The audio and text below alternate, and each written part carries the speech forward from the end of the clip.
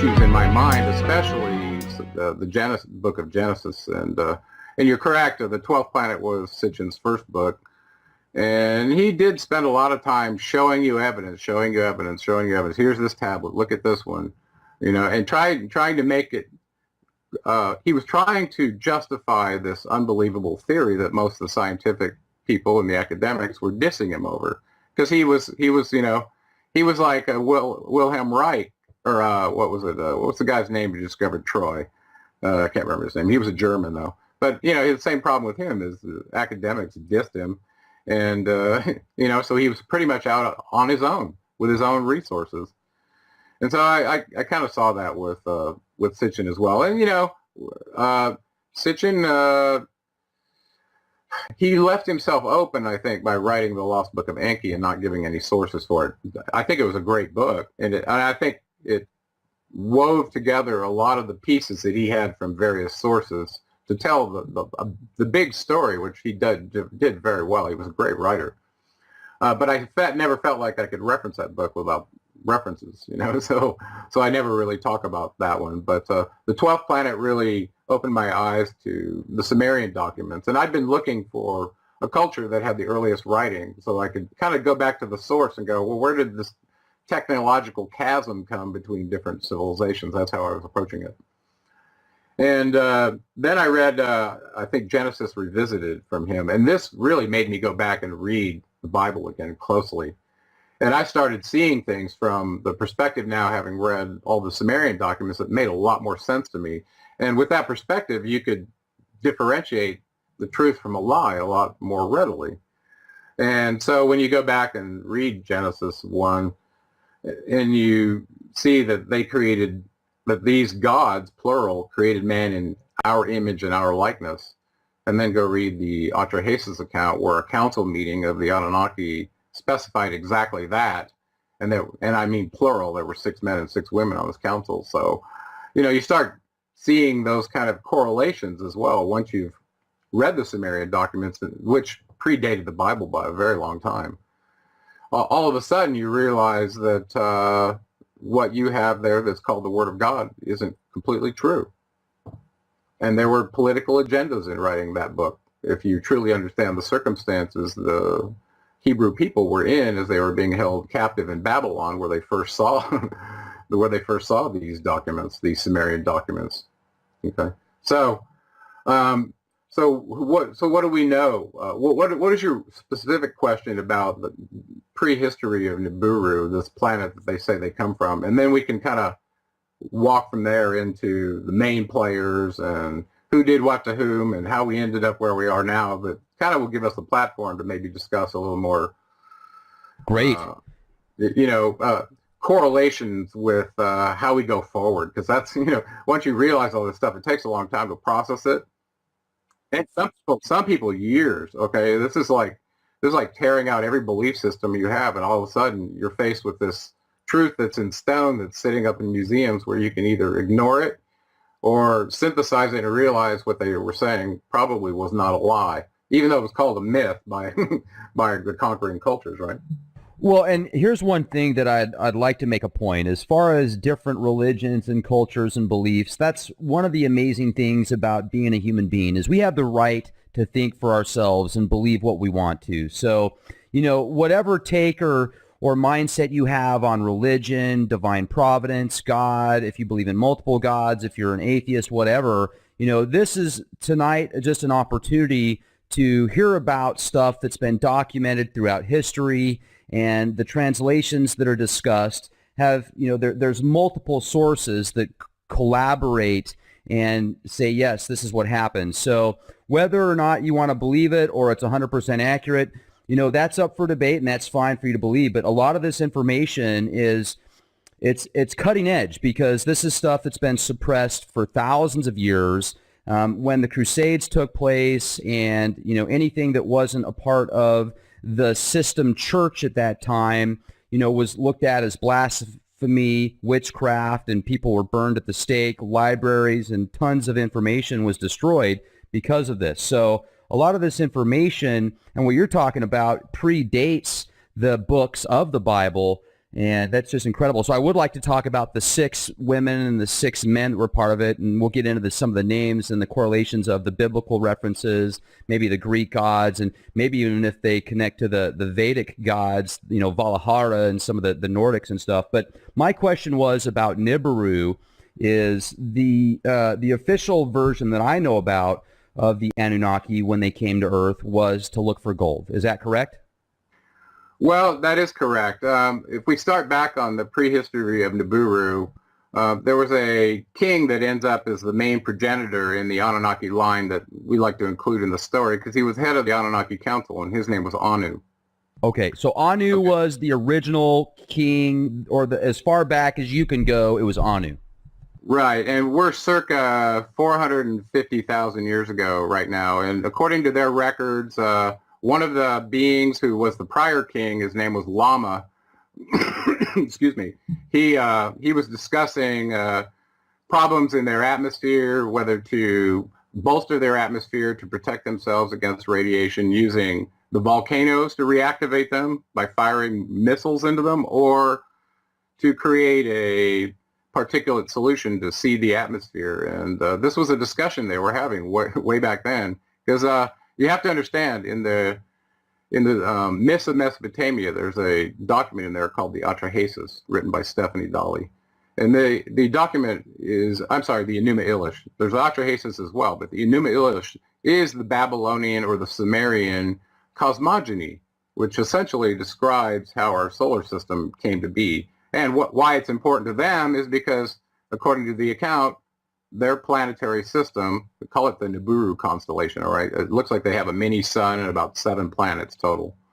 And each planet may have a couple of satellites. Okay. Well, anyway, this constellation somehow, according to their record, in this allegory of this epic battle in space with, think of the planets as billiard balls that are just flying around. Well, they somehow got trapped into our sun's orbit, in a retrograde orbit, according to them, that they weren't in before. And after the first time through, they described all the things they were doing at the inner planets to prepare themselves for shielding radiation, have to blow this up to get it out of the way, all these kind of things. And we didn't really understand it until we got a little more scientific, I think. They were talking about using weapons that could split an entire planet. And that reminds me of like a Type 2 civilization. Right. So anyway, they had atmospheric problems without getting too lost there. They're in a 3600 retrograde orbit, according to them. They kept time in that method in what was called a shar. Even the Sumerian kings list, their reigns were listed in shars. Okay. And if you read the Sumerian kings list that was given to us by Berossus, it shows the first one having a reign of 8 shars, which turns out to be 28,800 years. As unbelievable as that is. And we'll get to that, okay? But keep that in mind. So they got trapped in this retrograde orbit. It gives them a platform, a moving platform, to see all the other planets that are already in this space. Well, they didn't get out that easily. They apparently had some collisions about the second time around their 3,600-year orbit, such that one of the satellites of Nibiru struck a planet that was in the place where the Earth is now. They called it Tiamat. It broke part of it off. Part of it became the Earth, and the other part became the asteroid belt. And at that point, one of the moons of Nibiru apparently got stuck in its orbit, and they called that one Kingu, which is our moon, which is unusually large for our planet, you have to admit. So anyway, so a lot of these stories they told in this Enuma Elish account, we're now verifying scientifically that what they said is true. And this document is quite old. So from there, they needed a solution, because if you imagine a planetary system coming into perihelion with the sun every 3,600 years, what it would do to your atmosphere. It'd probably strip it of various components that would normally be there, either through magnetic effects, through plasma discharge and irradiating it, who knows, okay? But apparently they had this need to keep bolstering their atmosphere, which, and I think they knew in the long run it was a losing battle to continue to do this. They needed a long-term solution, and I think that's partly where the Earth came in their long-term plans. But anyway, they had an collision account in their Enuma Elish with the Earth, so they knew about it, and they called the planet Ki. Okay, and they counted from the outside in, from their perspective, since when they were out aphelion, they were the farthest planet out. So they counted inward, the planets inward, and that if you count that way, the Earth is number 7. That's why I named my second book The Seventh Planet. Okay. So with this problem that they had, the king Anu decided to dispatch his chief scientist, who was called Enki. It was his firstborn son.